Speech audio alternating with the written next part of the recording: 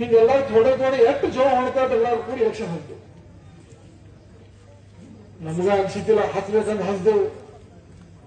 पण दुधनी ऊर जनता घराशिತ್ತು ವರ್ಷಗತಿ ಇವ್ರು ಹ್ಯಾಂಗ್ ಮಾಡ್ಕೊತ ಕೂತಾರ. ಅದು ಬದಲ್ ಮಾಡ ಮನ್ಯಾಗ ಕೂತಾರೆ ಹಿಂಗ್ ಬಟ್ರ ಹೊಡ್ದ್ರಿ ಎಲ್ಲಾರು ನೀವು ಹಿಂಗ್ ಬಟ್ರ ಹೊಡ್ದ್ರಿ ಇವ್ರು ಕಣಸಿನಾಗ ವಿಚಾರ ಮಾಡಿದ್ರೆ ಅಂತ ನಿಕಾಲ್ ಕೊಟ್ರಿ ಅಂತ झटका देतली ऊर आदरणीय भाऊ मी मराठी सांगतो. ह्या लोकांनी मागच्या वेळी आम्हाला फॉर्म भरायला माणसं सापडत होते. कसं कसं भीमाशंकर इंगळे आज सर्ववर्षी झाले आपल्यात नवीन त्या नगराध्यक्षासाठी बदलले. त्यांच्या धर्मपत्नी इथं आहेत. नगरसेवक कसे कसे पूर्ण तांदणी झाले आमचं कसं कसं जुगाड करून भरलो आणि आमच्या ध्यानी म्हणी नव्हते प्रचार करत गेलो.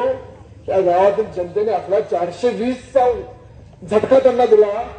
आमचा नगराध्यक्ष निवडून आला, नगरसेवक म्हणून निवडून आले आणि या दुधनीच्या जनतेने चमत्कार केला. जिथे निवडणूक लागत नव्हती तिथे आमचा नगराध्यक्ष निवडून दिला आणि हे म्हणत होते दादा आम्ही नगराध्यक्ष जिंकून देतो पण त्यांचा सगळा जो दुधनी मार्केट कमिटीत आहे तुम्ही काही करून ते जिंका. आणि मी त्यावेळी संधी दिला होता त्यांना. ह्या गावच्या राजकारणासाठी ह्या गावावर जेवढी दहशत अत्याचार त्यावेळी व्हायचा तेवढाच त्रास व्यापारीने व्हायचा.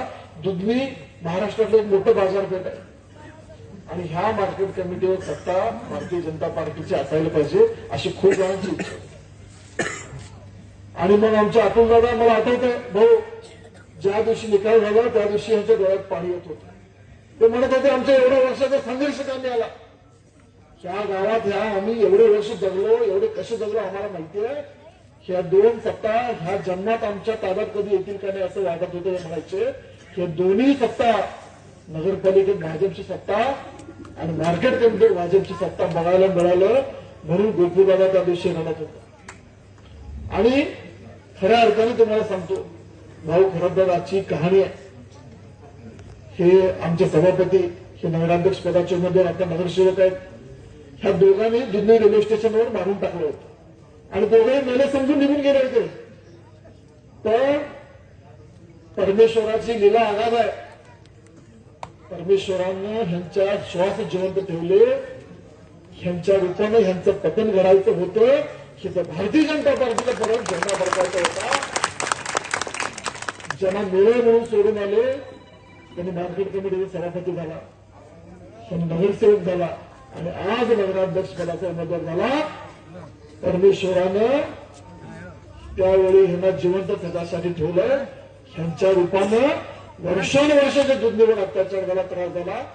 त्या अत्याचाराचा बदला घेण्यासाठी त्या त्रासातून ह्या जनतेला मुक्त करण्यासाठी परमेश्वराने ह्यांना कायम ठेवलं.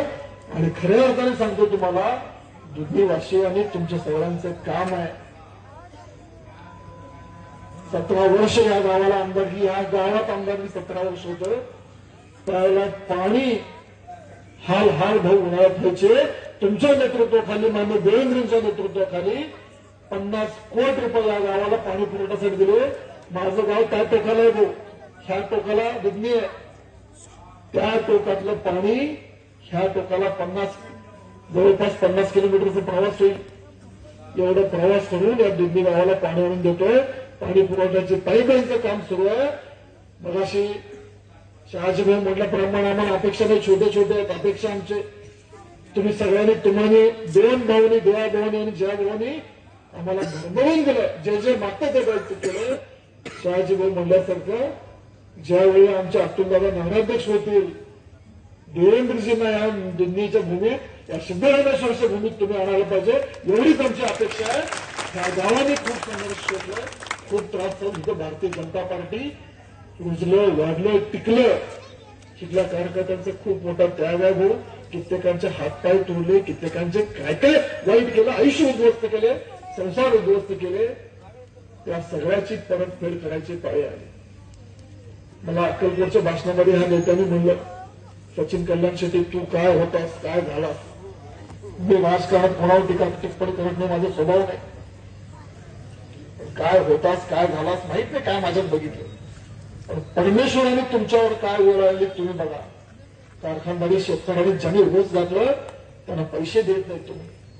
ज्या गावाने 17 वर्ष आमदारकी दिला जिथून नेतृत्व केलं ह्या गावाला साधं पाणी देता आलं नाही. पाणी द्यायला सुद्धा सचिन कल्याण शेट्टीला आमदार व्हावं लागलं. त्यावेळी ह्या गावाला पाणी यायला लागलं.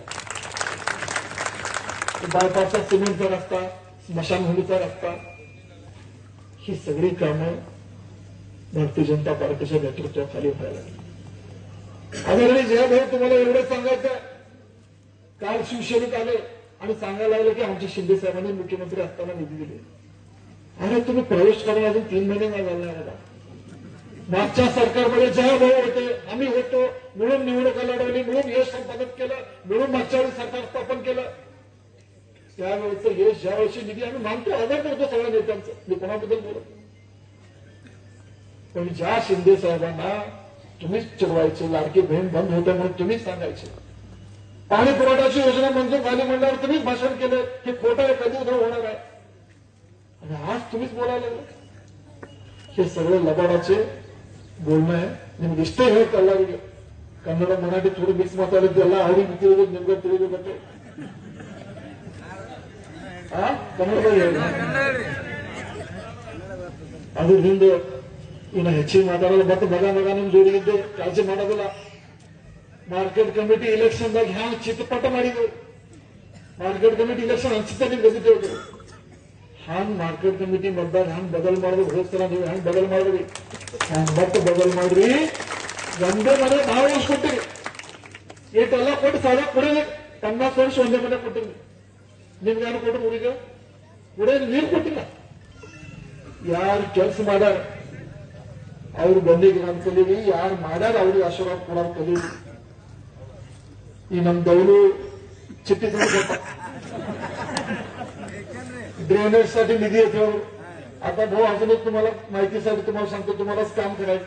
2024ला म्हणजे हे नेते अजून शिवसेनेत आले होते, त्यावेळी आम्ही ड्रेनेजचा प्रस्ताव सुरू केला, सगळा टीएस आम्ही करून घेतला, प्रोसेस आम्ही करून घेतली.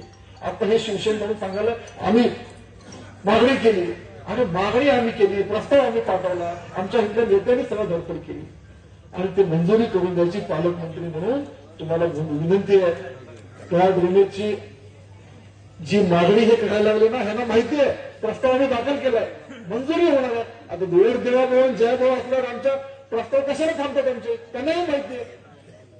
ಅವ್ರಿಗೆ ಗೊತ್ತಿದೆ ಡ್ರೈನೇಜ್ ಪ್ರಸ್ತಾವ ನಾವು ಮಾಡಿದೆವು, ನಮ್ಮ ಜಯಭಾವು ಅವರು ಮೇಲೆ ನಮ್ಮ ದೇವಭಾವು ಅವರು ಇವ್ರು 2 ಮಂದಿ ಪ್ರಸ್ತಾವ ಪೂರ ಮಾಡ್ಕೊಡ್ತಾರೆ. ಅದಕ್ಕೆ ಈಗ ಆಗಲೇ ನಾವು ಪ್ರಸ್ತಾವ ಹಚ್ಚಿಬಿಟ್ಟಿವಿ. ಇವ್ರ ಕೈಲಿ ಆದ್ರೆ ನಿಮ್ಮ ಊರ ಮಂತ್ರಿ ಪದ ಇರ್ತೇನಿಲ್ಲ, ನಿಮ್ಮ ಊರ ಆಮದಾರ್ಕಿ ಇರ್ತೇನಿಲ್ಲ, ನೀವು मंत्री ಇದ್ದಾಗ ಏನ್ ಮಾಡಲಿಲ್ಲ, ಈಗ ಯಾಕೆ ಹೇಳ್ತೀರಿ ಮಂದಿಗೆ? ह्या गावात मंत्रीपद 10 वर्ष होतं, 17 वर्ष आमदारकी होतं, ते काय करू शकले नाही. आता शिंदे साहेबांच्या नावाने आम्ही करतो, हे करतो, अशा गोष्टी करायला जनता शोधणे, दुधनीकडे शोधणे.